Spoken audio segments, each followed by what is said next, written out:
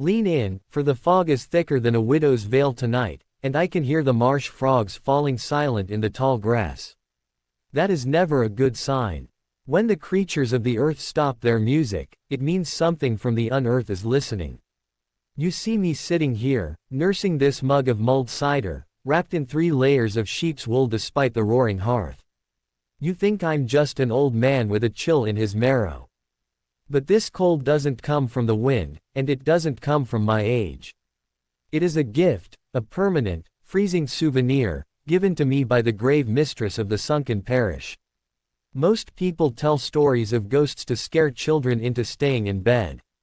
I tell this story to warn grown men that there are places in this world where the map ends and the dead begins. This is the tale of how I crossed the weeping fen, and why I walk with a shadow that no longer matches my stride. It was 40 years ago. I was young, arrogant, and fueled by a brand of love that borders on madness. My younger sister, Clara, had been struck by the gray cough. It wasn't a natural sickness. A traveling peddler had brought a cursed trinket into our village, and Clara, with her curious heart, had opened the lead box. By the 3rd day, her skin was the color of wood ash, and her breath sounded like gravel being shaken in a tin. The village healer, a woman who knew more about the old ways than she let on, pulled me aside. "The medicine you need isn't in my cupboards, Elias," she said, her voice trembling. "It's in the Cathedral of Thorns, on the far side of the weeping fen. But no one goes through the fen. Not since the grave mistress took her seat." The weeping fen was a stretch of salt marsh and peat bog, that had swallowed an entire parish during the Great Flood a century prior. It was a place of drowned steeples and floating graveyards.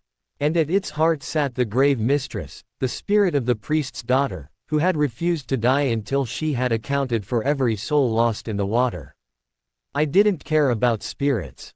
I only cared about Clara. I took my father's lantern, a sturdy ash staff, and the only thing of value I owned, my mother's silver locket, and I walked into the mist. The moment my boots hit the soft, black mud of the fen, the world changed. The sun didn't set, it simply dissolved into a bruised, sickly purple light. The air tasted of salt, old lilies, and the copper tang of blood.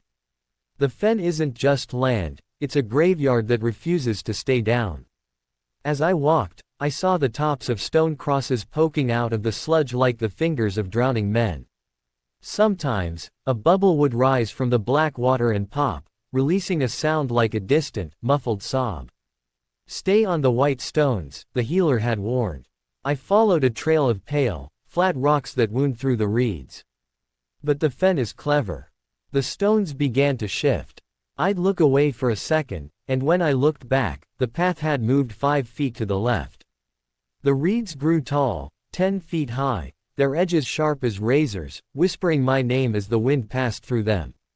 "Elias, stay. Elias, sleep." I pressed on. I walked for hours until my legs burned and my lantern flickered.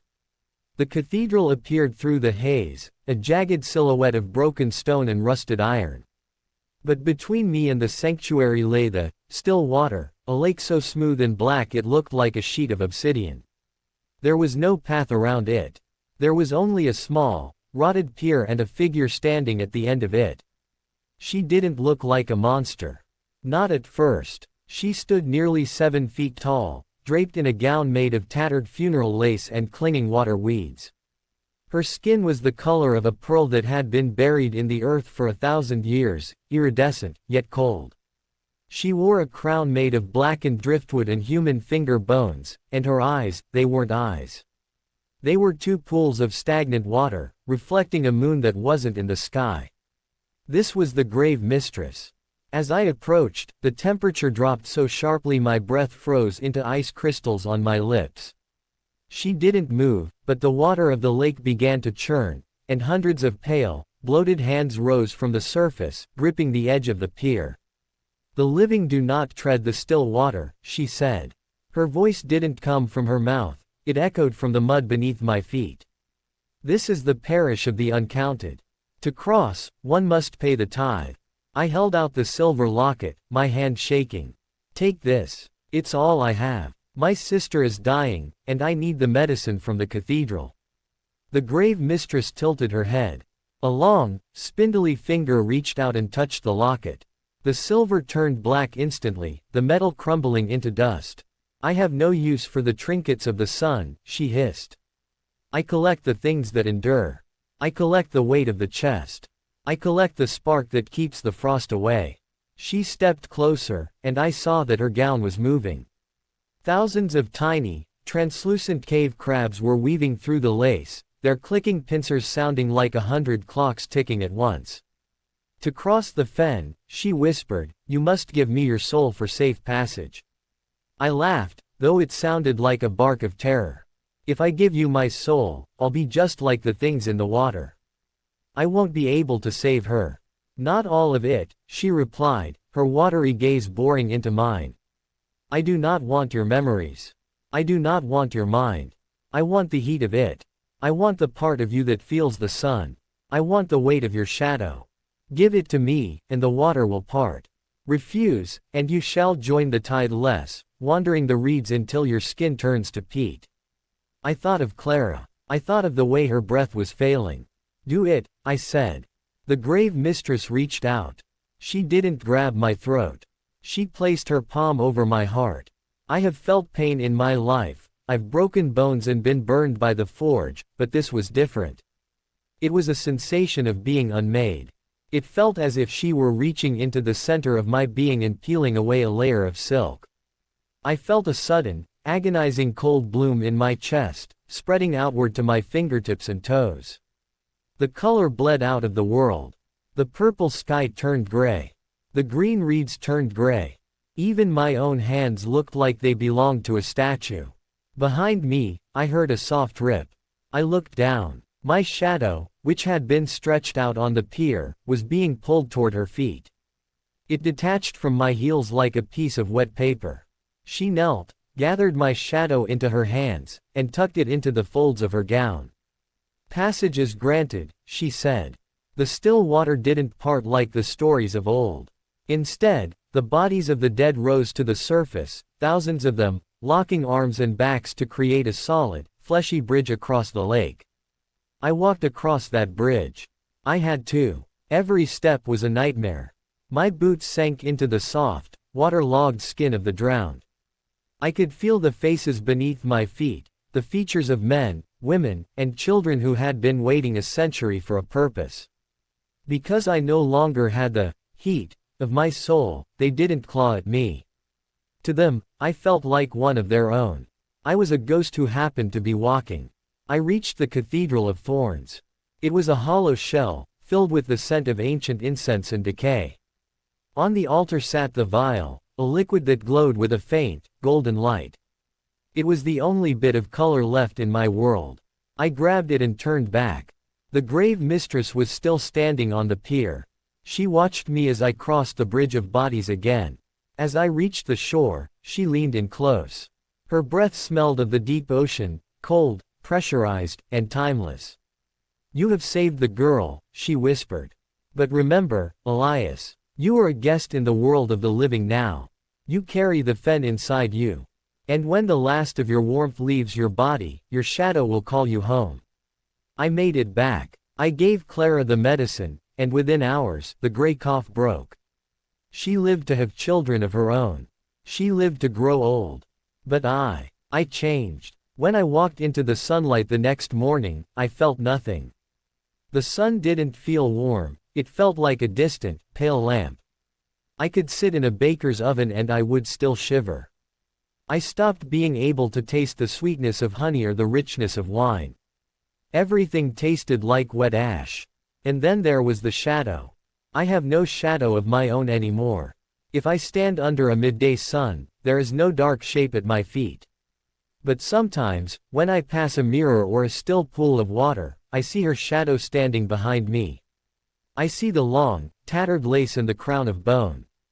The village people began to fear me. They saw that I didn't age like other men. My skin stayed that pallid, pearly gray. My eyes became cloudy, reflecting things that weren't there. I became a grave man, a walker between worlds. I spent the next 40 years trying to find a way to buy back what I lost. I consulted wizards, I prayed at holy shrines, I even returned to the edge of the fen. But the fen is gone. Or rather, it has moved.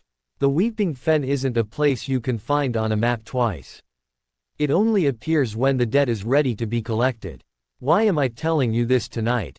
Because, as I sat here by this fire, I noticed something. Look at the wall behind me. Do you see the way the firelight casts your shadows?